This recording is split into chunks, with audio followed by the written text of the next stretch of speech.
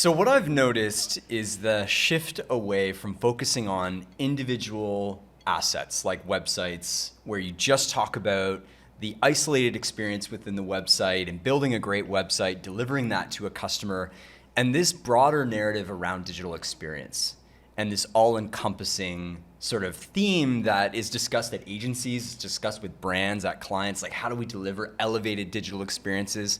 And so I'm very pleased to have you here, Andy, and I wanted to ask, can you introduce yourself? Sure. Why did we tap you on the shoulder? Why did we say you should come and join us? Why are you here? That's a bigger question. So I'm Andy Patrick. I'm Director of Experience Design here at Jan Kelly. So I've been doing web design as it kind of first began. I was an art director in there somewhere. UX design for like coming on 15 years. Yes, I'm old. So I've worked with brands like Mattel, Tim Hortons, SBC card, PlayStation, just through like a kind of colored kind of past. So yeah, we're here to talk about trends. There's all these trends lists out there for CX and DX, customer experience and digital experience. We're going to talk about what they are, but not just that. We're going to talk about evaluating them as well, what we see, what we can actually apply with our clients, and what our clients tell us. And yeah, we'll just kind of dig into those lists and talk about that. Sweet. So evaluation, I think, is the key here, because this is not my world, but this is obviously very much your world, where like techie things, I assume, can like overtake, and people get so caught up in the flashiness of the tech, and like maybe that's not always necessary. Yeah, so I guess talking about expectations is a good thing. So when we talk about evaluating and expectations, our expectations have changed a lot in the past number of years. So obviously, like over time, we had things like Uber and Airbnb and Instagram and all these kind of Snap and things like that. All of that kind of came to life. Like over time, we started to see these things coming out, we started to use them, we got accustomed to them, and we expected these things. Like our expectations started to rise. But then COVID hit, and then it just rocketed. Like everybody's behaviors just became digital first. It went through the roof. And yeah, it hasn't slowed down since. We haven't seen like a marked going back to the behavior that we had before. It's very much kept steady, and everything's just expected to be awesome online. Yeah, I read an article. It was, I think, about 5 to 7 years of acceleration within kind of digital adoption due to kind of COVID and everybody having these online interactions more. So it's kind of shocking to see some brands flourish and some brands kind of fall away from delivering on the expectations that our customers have. Yep. And I think that's an exciting time to be in digital experience, because that can give you some differentiation. I think all these brands are trying to say, like, how do I stand out? How do I be different, unique? How do I deliver like a great elevated experience? And certainly there's taking two paths when you have expectations go so crazy high really fast, and then how do brands keep up? And the warning to brands is, don't just focus on your competitors in your industry. Expectations are elevated to your best experience that you have online. And so if all you're thinking about is what are my competitors doing in my industry, you might actually be still completely missing the expectations of your consumers. So what's the number one trend? It's chatbots. What do you think about chatbots? Yeah, so I mean, we all know what chatbots are. They're a way for you to connect with customer service, but not only that, with like kind of an AI that answers your questions, and sometimes it's an AI, sometimes it's actually just predetermined answers. But those are just going to escalate. Like there's going to be up to 80% of big business is going to be using those in the next year. So in 2023, it's just going to skyrocket. Everybody's going to have a chatbot. You're going to expect it. But yeah, we can obviously talk about like what makes a good one and what makes a bad one, but I mentioned AI. Like there's AI powered chatbots. Those are obviously kind of the way forward. But not only that, GPT has come out, and that's really changing everything. So ChatGPT being a chatbot without really any kind of direction, it just talks to you. So that kind of like generative AI is going to change things as we move forward. It's really going to make a big difference for how much you really need to get involved with it, with your chatbot, how much you really need to kind of step in and say, okay, yeah, I need to talk to a human right now because we've all been there, right? Where it's like, this thing isn't answering me properly and I don't think it really gets what I'm saying. So like, hey, can I talk to a human? Less and less we're going to need that. So that's why everybody's going to ramp it up. Like big business is going to get on board and they're going to start to incorporate it more. And if you're listening and you're like, ChatGPT, yeah, I've read some articles, like I know what that is, but you haven't tried it, like spend 30 minutes, like actually try it. Because if you're not wowed by it, if you're not like kind of shocked by it, you haven't reached that level yet, like you need to get there, because then I think it will drive some of this behavior. Why are you laughing? I'm waiting for you to be like, if you aren't wowed by it, I was waiting for you to be like, the problem is you, because you need to be wowed. That's correct. You should be wowed. No, but it is. It's amazing. Like, it's incredible. Yeah. I think it's public-facing AI at its best that can really open your mind to what could be. Right. Because if all you're thinking about is original chatbot experiences, some of them suck. Yep. Right? Big time. And fundamentally go against, and I'll let you rant, fundamentally go against principles of UX around frictionless experiences, the least amount of clicks to get your answer. Actually, some chatbot experiences are the worst. Yep. The most amount of clicks, tons of friction, switching between kind of an automated to a live, it can be a bit painful. So I think like any first generation or second generation technology, it takes time to mature. But I think it's fascinating where it could be. And when you say, Andy, like 80% of brands are gonna like jump on board. This is gonna be an integrated part of their digital experience. I think we have to make sure we shift our mindset. It's not about the old, maybe your old or existing chatbot experience. Yeah, we've all seen really bad ones. Do you want to rant about yours now? I do. Okay. Because you listen to me. Be wowed. Yeah. A, be loud. B, don't just put any chatbot on your website. Yes. I've had great chatbot experiences where I've got it was like a cancellation and a refund immediately. I didn't have to talk to anyone. It was amazing. And I was like, this is the future.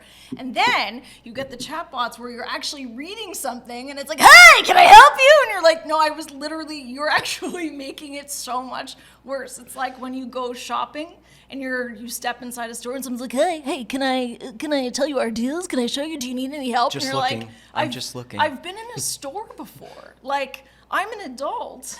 I've been here before. Can you trust me that I know how to look around, please? I'll let you know. I'll come to you. Anyway, all this to say, I think there's a right way of doing it and a wrong way of doing it. Big time. Yeah, so you project your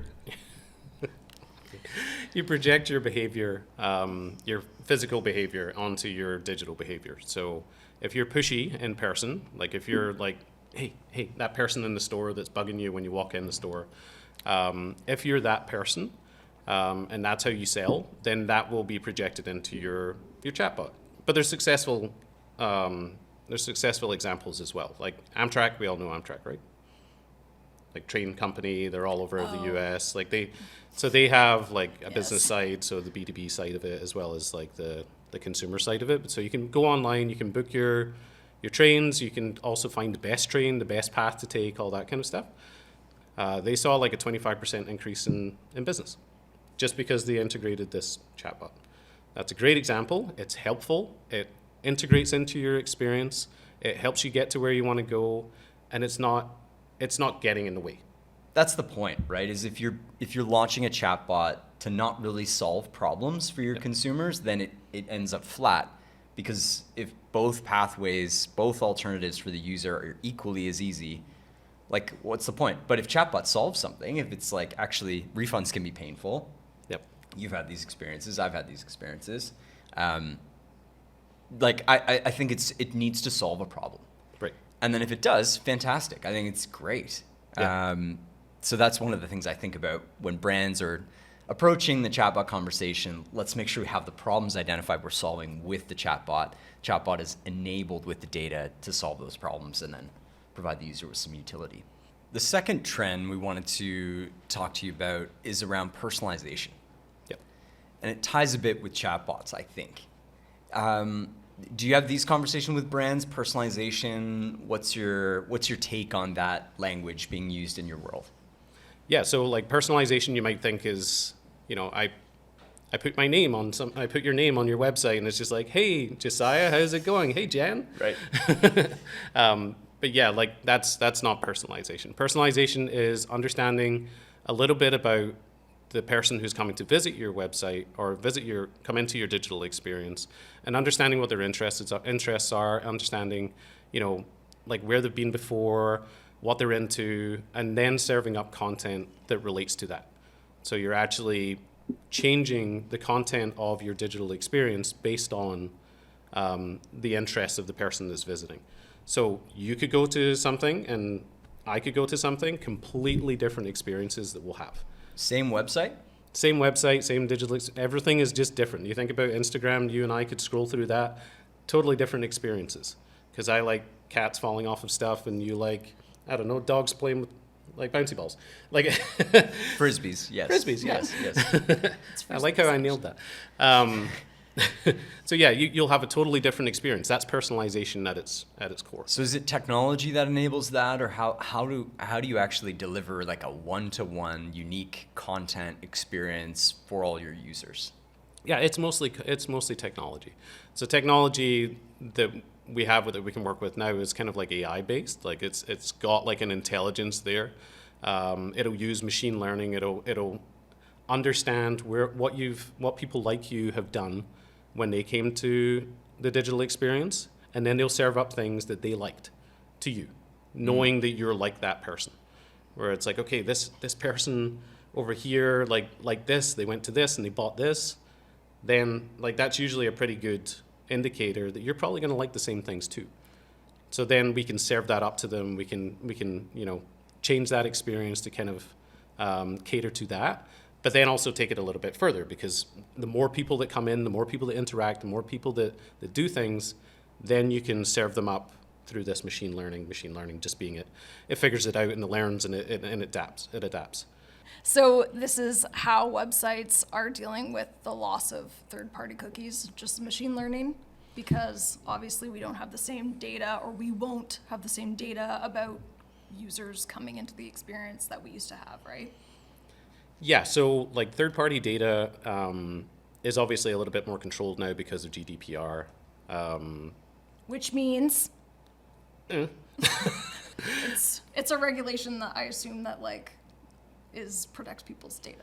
Yeah, Privacy, basically something like it's controlling the selling of other people's data. So a lot of the time your data and what you're interested in and some of your background data and your age and like your demographics and all that kind of stuff, that was all stored and it was sold. Like it was sold on to companies, they would buy it, and then they would know a little bit about you, and then they could give you a personalized experience. The machine learning and AI side of things is kind of more what we're going after. People are still trying to make third-party data work. Sure. Like we've all been on an experience, you get onto a website, and then it's got the cookies notice at the bottom, right? A lot of the time, that's kind of like it's a UX trap. Like that's what I would call it, where it's like if you come there, there's like big obvious button that says accept our cookies. There's not really an obvious like no thanks. I mean, how many times have you had that probably recently? Probably a lot. And you're too lazy, you just say okay. Yeah, or it'll be like explore your options, your cookie options. I'm like, I'm not clicking through each of my cookie options. Just take it. Yeah. So that's kind of like that's a trap. Like they're trying to get you to give them your data and then just be okay with it because you just don't want to go digging for it. The good companies are making it obvious like why you would want to give them your data, and then letting you choose whether you give it to them or not. Like saying, I don't want you to take my cookies or give me cookies. I do want it. Like I see the benefit. Yeah, let's go. Like you're going to give me all these personalized things, then I want it. People are willing to do that.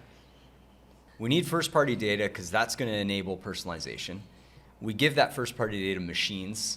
They do their AI thing, and they can do things like this recommendation engine, kind of recommending content, products, or whatever that looks like.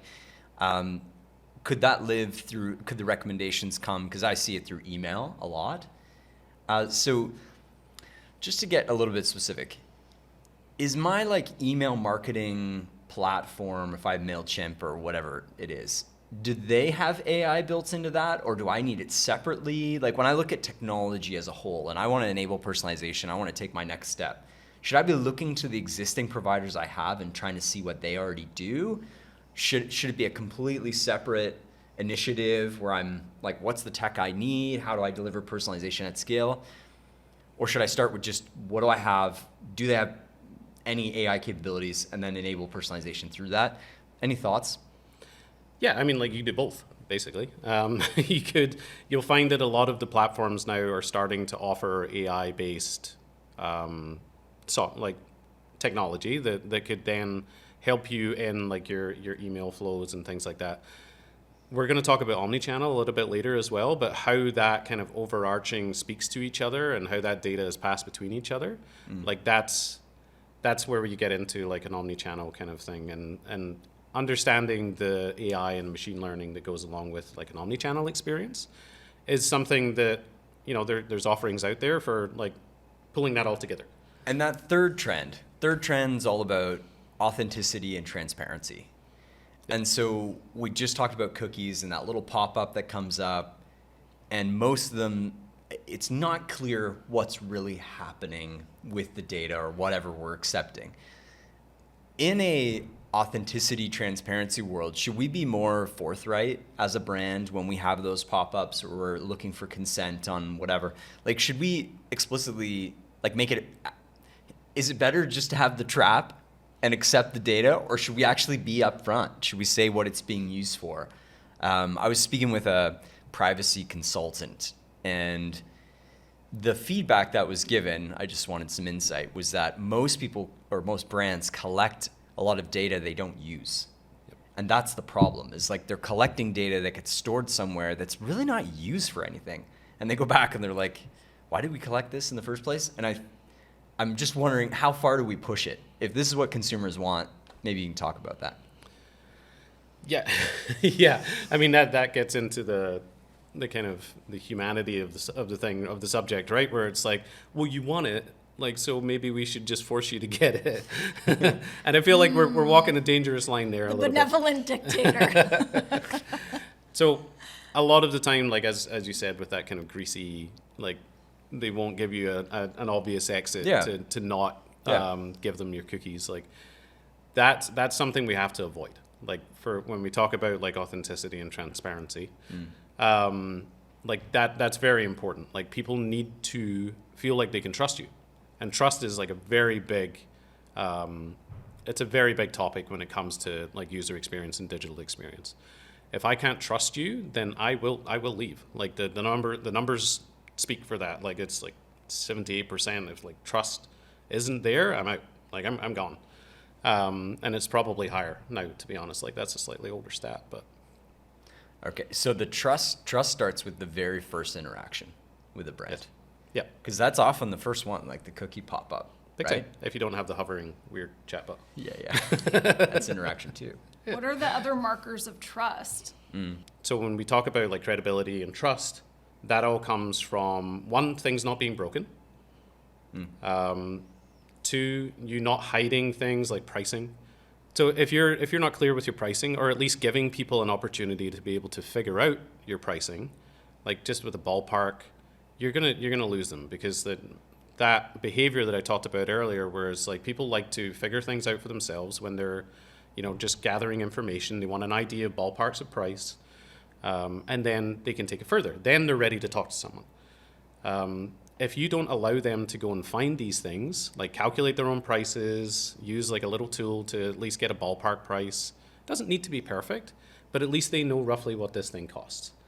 That's transparency, which then builds trust. Right. It's like reviews type thing. Like you'll just go off site to find it. Like the amount of times I've Googled like average cost for new kitchen, average cost for, it's like, just tell me, like, I just want to know where I'm starting type thing. Or like reviews. Like you'll go off site. If you don't provide them, I'll just go find them somewhere else. And like the better experience is to just friggin' give the information.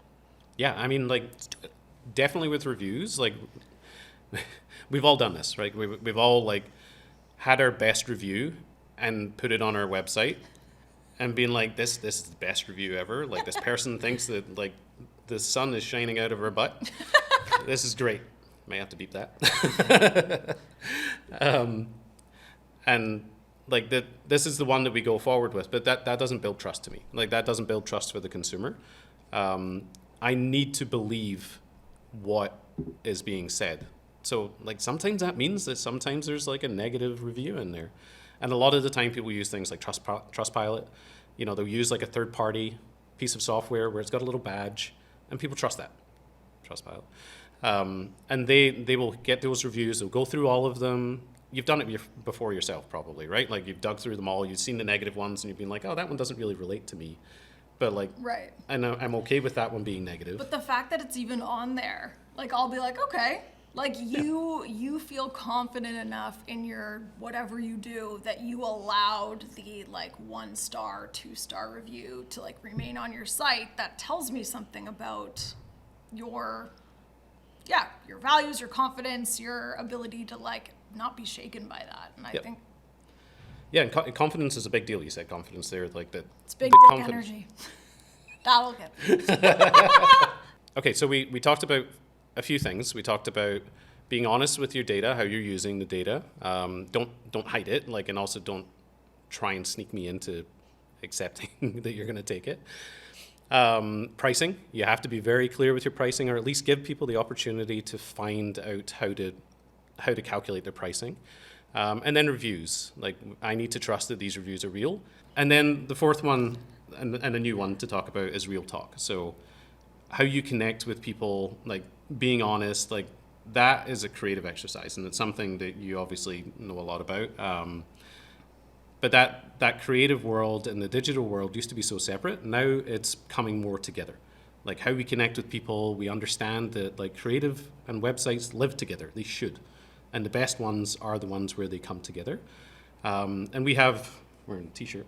So when we talk about humanology, that's what it's all about. It's human insights and technology coming together. So that's us living our principles through what we're doing. So an example of real talk is, you've probably been to some of these websites where you're like, oh, the language is just so hard. I can't wrap my head around it. It doesn't feel like they're talking to me on my level. And that's an example of not being real. That's an example of not understanding your customers, not understanding how they want to be spoken to, and you not speaking like a normal human being. Like you wouldn't have that conversation in like a sales conversation where it's like, oh, you know, like a whole load of words that end in ITY and like a whole load of fancy, like it feels like you swallowed a dictionary, right? Like we got to get past that, and we got to talk to people. Like digital experience is a conversation. And people expect that conversation. They expect a two-way thing. They expect to feel like they're being talked to on a normal level, rather as like getting a sales book thrown at them. Here's what I think. I think people don't know and they don't recognize when they're being spoken to at a higher register. I think they recognize immediately when they're spoken to at their level. I think it's noise, and then you go to a website or you listen to something, you read something that does speak to you at your register, and then you're like, I love this. Yep. I think the rest we just pass off. It's like, oh, this is just how people talk in business. And like, it's like how people write emails. I don't know where people learn this. They probably learn it in school. We sort of put on a hat that we're like, we have to say utilize. You know, it's like, well, where did you get that idea that you'd ever have to speak like that? That's just, or like, just how people like enclosed is it's like, that's not how people talk. And it's probably, I don't know, it's probably an education thing, but I do think that it's very easy for businesses to not see when they are talking to people at that higher register than necessary. And I actually think it's an active thing to force brands to like actually get more grounded. I think that is a really difficult exercise. But then when you're a user and you see it and you feel it, you're like, yeah, yep, I like this. This feels like me. I like it. It's so actionable to me that to do an exercise of going through your existing website and just objectively trying to say, how do we be more real? How do we speak to the customer? How do we build more trust with them using some of these factors we're talking about? Like, what a simple way to kind of, I'm guessing the outcome is people get what they want sooner, they're happier, they talk, like, they do the actions we care about because they get it. And I love this concept, like, be simple. Like, I don't want to work for it. This is my own personal thing. It's like, if I have to read and really think about, like, what is happening right now, like, I'm not interested in doing that. Yeah. Immersive and virtual experiences. Yeah. This is a fun Trend 4. That's a fun one. So it's a huge topic. We've got immersive experiences, and we've got virtual worlds, virtual experiences as well. So if we were to talk about virtual first, virtual doesn't necessarily mean VR. Like, it's an experience that you're having. It's one that you can get into. Like, if you think about simplest terms, Roblox, Fortnite, like, there's a world out there. You don't necessarily need to be wearing a headset. You can, but you can get into that and you can interact with it. They'll buy things like skins. They'll buy things like cars in GTA 5. They'll buy, like, all of this kind of stuff, which is like a non-fungible token, like an NFT, right? It's a thing that you're never going to take with you afterwards. Yeah. You're just going to leave it in that world, and that's what you're interacting with, and you're running around because you're dressed like a dinosaur and you're blowing people up. Like, I mean, but this is, like, it's a generational thing, and this is what people are becoming comfortable with. Right. Yeah, so if you think about a virtual experience, that's kind of what it is. Like, there's virtual concerts now, there's virtual everything, like museum tours and all that kind of stuff. So how does this trend relate to, like, what should brands be thinking about, right? Because I think lots of people would relate to seeing their kid play Roblox. I think the average is like 3 hours a day right now. It's crazy. Yep. Oh, it's like my kids are probably a little bit more. There you go. You're the ones So that get validating. the Roblox allowance. Yeah. Oh yeah, there you go. Yeah. So what should we do about this as brands? We know that these experiences are popping up. There's virtual worlds, there's immersive experiences. We're not going to create an IMAX movie, but, like, what should we do? What should we think about? Yep. So as it relates to virtual experiences, like, so I got to get to immersive later because it's like similar and it always gets lumped together, but it kind of has to be separated. Okay. These experiences for us, when it comes to digital experience, they're things that we have to, as it stands right now, there's no one place. Like, there's no specific place that you go to. Like, the metaverse is, like, Facebook's version of the metaverse is growing, like, and it's something that, went quiet for a little while, but it's going to get there. And I think 2023 is the time when it starts to get realized and people start to actually maybe start using it. But it's not there yet, and there's no one place. So I think us as brands, we need to be ready to align ourselves with these experiences, build things within those experiences, and, inject ourselves into them. Like, if there's a virtual concert, who's to say that there's not other virtual events that can happen within these virtual worlds where they make sense? You have a captured market within these virtual experiences that, like, aligns to a demographic, aligns to interests. Like, it's such a no-brainer for marketers that we should align ourselves with those rather than trying to build your own, because these things, like, they get pretty pricey. Right. Like, to build your own. There's things that are happening that, like, maybe will make it more obtainable. Like, Unreal Engine is becoming more open to people and people can build their own worlds and stuff. But it's something that I think we just got to go to where the captured market is right now, rather than trying to build our own. And I saw Walmart launch an experience in Roblox, and I think they just crossed, I'm going to probably underquote, but I think it's like 50 million unique users have gone through that Walmart experience. And when you think about them as a brand, like, should we launch in a primarily 13 to 18-year-old, like, a world and invest into that? Are they really, like, we're Walmart kind of, I don't know, I think they're quite a lame brand. Yeah. Like, personally. Yeah, Like, they're not I've just offended exciting and, somebody, like, I'm you know, sorry. they're not, it's one thing for Disney to launch their experience in Roblox, right? You can Right. imagine everything. It's a shopping brand, right? Like, it's a, you go there and you buy diapers and, like, The engagement's incredible. Yeah. The engagement's incredible. Yep. And that's exactly an example of it, right? Like, they've taken an experience that already exists, Roblox, kids, like there's so many worlds and games that they can go into, and it's doing well. Like it's doing really well. So don't try and build your own version of Facebook's metaverse. Like Go where it's align where it already- is, and understand the people that are there, and do they align with your business personas and like the people that buy from you, and then that's where you got to be. You said immersive is different. Can you talk about immersive experience? Yeah, so like the defining line for me is immersive tech. Like that's where you're starting to use AR and VR, like devices, putting on- right? Yeah, you're putting on like a VR headset. You're using AR on your phone. It's native now, which is great. Like so the barriers to this one as an obtainable for brands is a lot less. So as soon as you're augmented reality and virtual reality, is just to expand on those acronyms, that's the two things that we're talking about.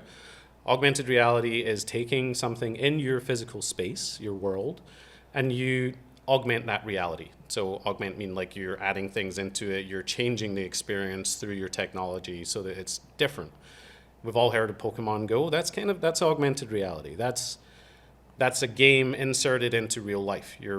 You've heard of kids running to street corners just to find their Pokemon. Like that's basically it. They hold up their thing, they see the Pokemon on the screen, and they're augmenting the reality that they're seeing through the camera. Virtual reality is like you're immersed then into a full world. So that's like you're going into a virtual world. You could be under the sea, you could be on the moon. Like there's all these different worlds. Like if you've not played with virtual reality, I highly recommend it. It's fun. That's the kind of the two technologies that we're talking about today. So if we talk about immersive when it comes to digital experience, we can use this in so many different ways. Like you imagine like a virtual tour of a kitchen, like you're planning your kitchen or you want to look at your house because it's got different doors and windows and all that kind of stuff on it.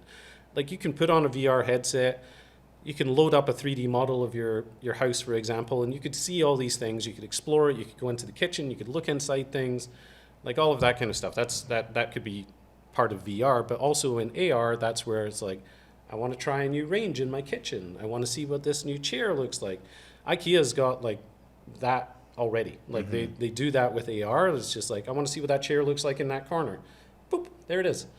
So that, you can see how that totally applies to brands now. It's like you can build your own things. There's frameworks to build these things now on top of, like, it's not as complicated as it used to be. So 2023, 100% for me is like AR and VR, immersive tech is going to rocket for brands. Like there's going to be tons of people adopting it. Your iPhone does it already for AR. And VR headsets are probably going to sell more and more as things become more. It takes a long time for us to buy things, right? Like it takes a long time for us to trust it. It's like, oh, did I really shell out $300 and then find out that the thing just died? It's been around for a long time now, so people are going to just start. What do you think about AR and VR and B2B? Yeah, so I mean, like AR is like an example is an easy one, right? Like that's kind of the example that I gave you there, where it's like windows and like, you know, looking at kitchens and things like that. You take it a step further, and then it applies to like, I need to like look at a 3D model of hardware. So Cisco just did like a router thing. Like they've got all their network software. You know what Cisco is, right? Yeah. So they actually did an AR, VR version of all of their hardware, and you could like pick the thing up, you could move it around, you could see it in AR on your iPad and like turn it around and see like where it fits and all the fittings and all that kind of stuff. Or VR, you can actually like pick it up and move it around. And that's a big example of B2B AR and VR. Like they did that, it was very successful. It's their product catalog, it's just fully listed like this, and you can just go and interact with it. And you can see how that can apply to like so many different things. The more you're chatting, the more I'm thinking about like identifying the customer pain points, the customer problems that they face, and basically saying which one of these kind of technologies or solutions could best solve for that. And because just the more I think about it, I'm like, oh yeah, augmented reality is a great way to solve some customer pain points around size and will it fit through my bedroom door, or what, like the hardware examples and understanding footprint. Like there's so much that it actually does solve a problem. Yep. Even like training and safety and like putting somebody through a course and being like, hey, like, notice over here, this is unsafe. You don't ever want to see, if you see this, this is what you need to do. Right. Or like putting people in dangerous situations where they actually don't have to enter any danger at all, or preventative. Anyway, yeah, I see it. Yeah. Yeah, fire training has that quite a bit. But Oh yeah, so, do they? Yeah.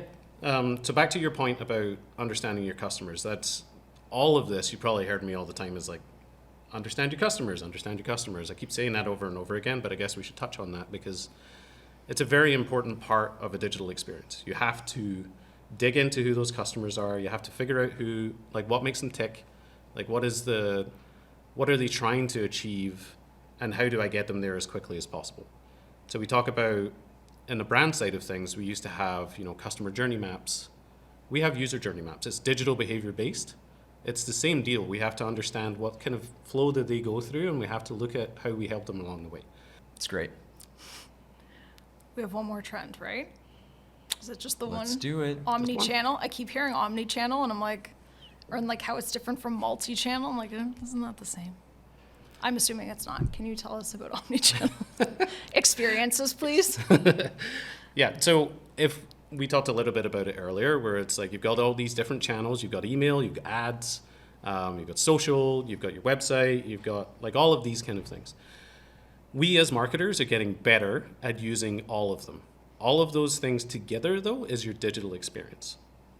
So if we look at all of those separately, that's a multi-channel approach.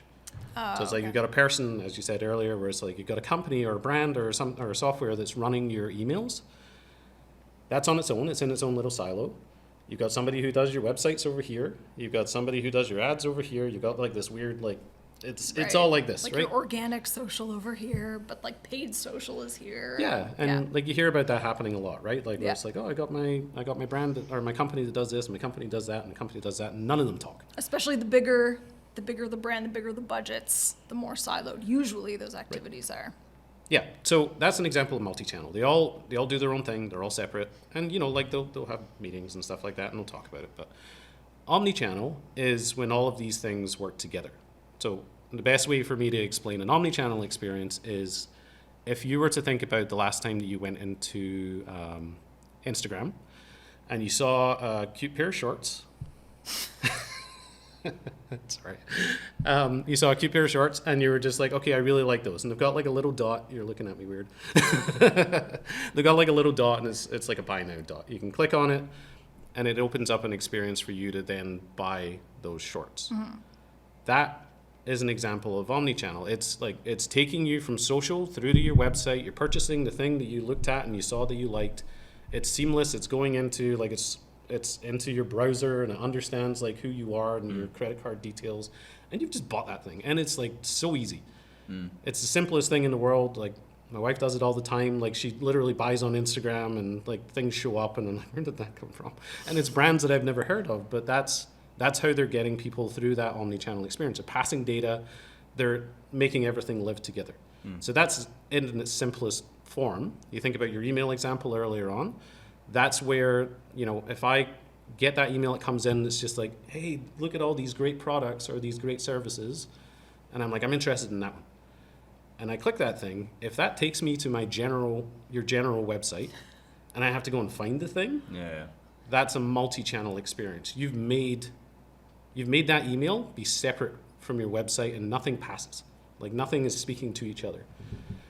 It applies to your AI and your machine learning as well that we talked about earlier, where it's just like all that data that's doing the learning, if you're only doing that in one place on your website or something like that, and it's like it's living on its own, like you're not having an omni-channel experience, a full digital experience for people, because when they then go into social and look at your social channel or something like that, and then you try and buy from it, and it does that weird disjointed thing where it's like it takes you to a homepage and you have to go and find the product you were just clicking on.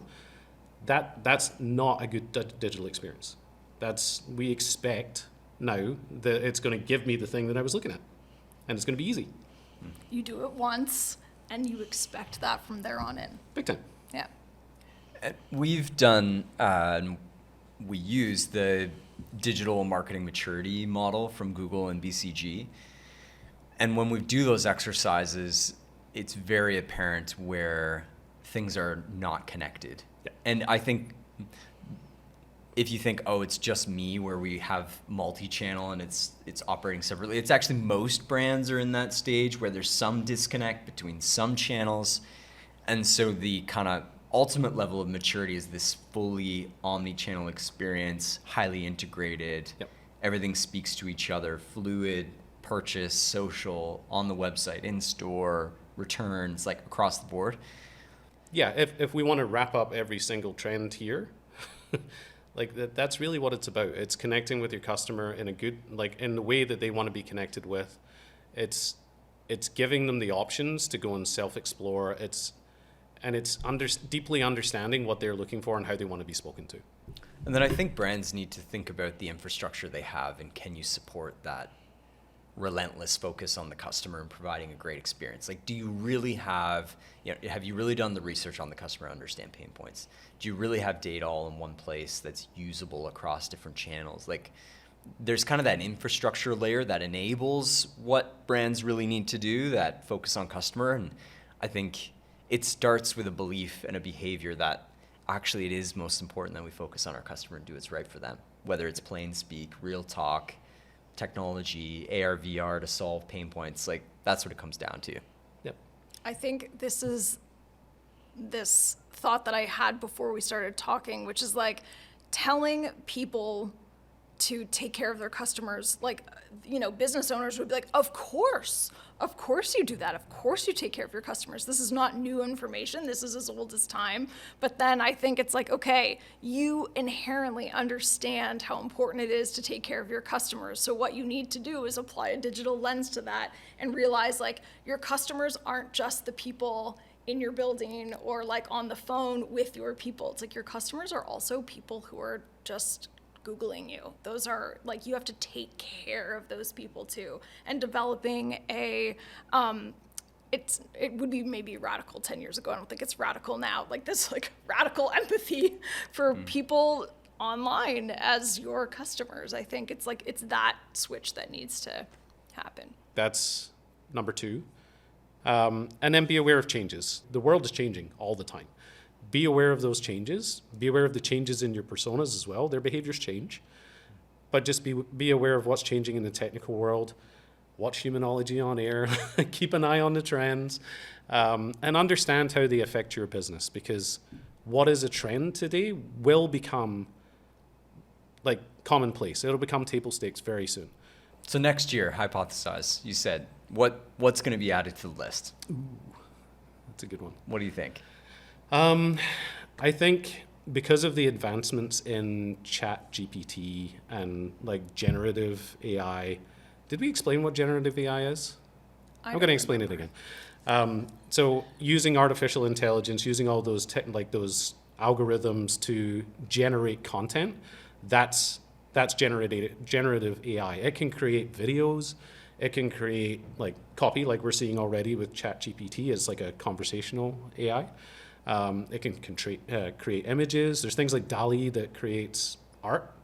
Like all of that's just going to continue to grow. You already see it with Google. They're getting into the space. They saw ChatGPT and they're like, oh, we need a thing for our search engine. So it's like they created Bard. And if you haven't looked at that, dig into that too. It's really interesting. So I think when we talk next year, we're going to be talking about generative AI, and it's going to be like probably mainstream by then. Like there's going to be more and more of these big companies that are going to create it, and we're going to use it. You can see how even ChatGPT would apply to chatbots already. Like that conversational angle to it, like it's going to give you answers. Like you're probably not going to need too many people answering your chat at that point. Or it just figures it out for you. You won't. I won't be here next year. So Jeeves is gone. I'm filler anyway, it's fine. Well, thanks, Andy, for coming on and telling us all that. That was Thanks for having really me. super helpful. Thanks, everyone. See ya.